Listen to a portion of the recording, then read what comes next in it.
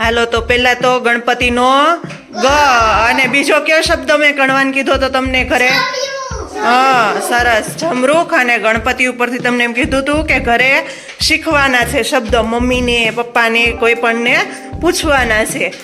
હવે આપણે છે ને હમણાં બોલતા હતા ને એના એ શબ્દ હું તમને પ્રશ્ન પૂછતી જાઉં. જાહલ, તારા નામ ઉપરથી જ મેં કીધું છે, જમરૂખના જા ઉપરથી, પણ અત્યારે હાલો ગણપતિ ગ અને જમરૂખનો જ.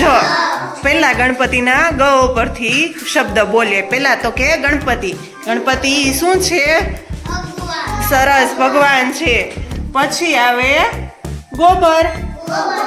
ગોબર. પછી ગાય. ગાય શું છે? ગાય માતા. પણ ઈ કેવું પશુ છે આપણે? હા, પાલતુ પ્રાણી. સરસ.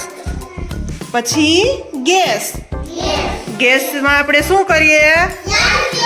રસોઈ બનાવીએ એને. સરસ. પછી આપણા ગામનું નામ શું હશે? કેના ઉપર આવ્યું? ગ ગણપતિના ગ ઉપરથી ગળકોટડી. પછી ગોળ. રસોઈમાં આપણે વાપરીએ ને, એનો સ્વાદ કેવો હોય? તમારે ખાટો ગોળ આવે છે માનુભાઈ? હે કાવ્યાબેન, ગળનો સ્વાદ કેવો હોય? ગળો. પછી ગરણી. કેમાં વપરાતી હશે? સરસ. પછી સસલાભાઈ ને બહુ ભાવે છે એવું શાકભાજી? ગાજર. પણ ગાજર. હાલો તો એક શાકભાજી છે જેનો કલર લીલો છે, એની લાંબી લાંબી શીંગું છે, તો એ કયું શાક હશે? ગુવાર. સરસ છે. જમરૂખના છ નો. તો પહેલા તો આપણે જ ઉપરથી નામ આવે ની. જયાબેન, જય, જલપા, જાગુ, જાહ્નવી, જાહલ, જસવી, જયમાલા. બસ આટલા નામ આવે. હવે આપણે શબ્દ સમજવાના છે. તો પેલા કે જમવું. કોને કહેવાય જમવું? ઈ હા, આપણે જમીએ ઈ. પછી જમણી. એ બે બાજુ. કઈ બાજુ તમારે જમણી છે? હા કાવ્યા, કઈ બાજુ જમણી છે? હા સરસ. હાલો હવે દબાડી જાઓ. સરસ. પછી આકાશ અને બીજું જમીન. સરસ. પછી જાગવું. કોને કહેવાતું હશે? સરસ, એને કહેવાય જાગવું. પછી જવાબ.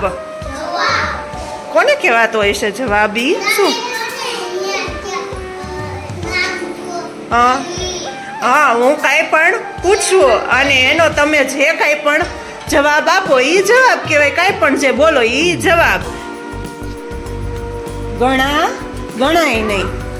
ગણા ગણાય નહીં. પછી તો કે વીણવા હોય ને તો વીણાય નહીં.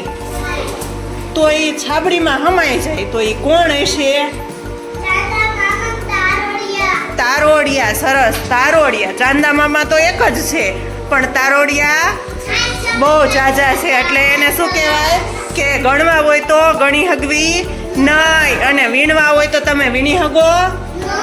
પણ એ તોય બધા આકાશમાં હમાઈ ગયા છે ને. હા, તો એ કોણ છે? તારોડિયા. એ કેટલા બધા છે જેને તમારે વીણવા હોય તો તમે વીણી હગો, આમ કરીને પકડવા હોય તો પકડી હગો નહીં.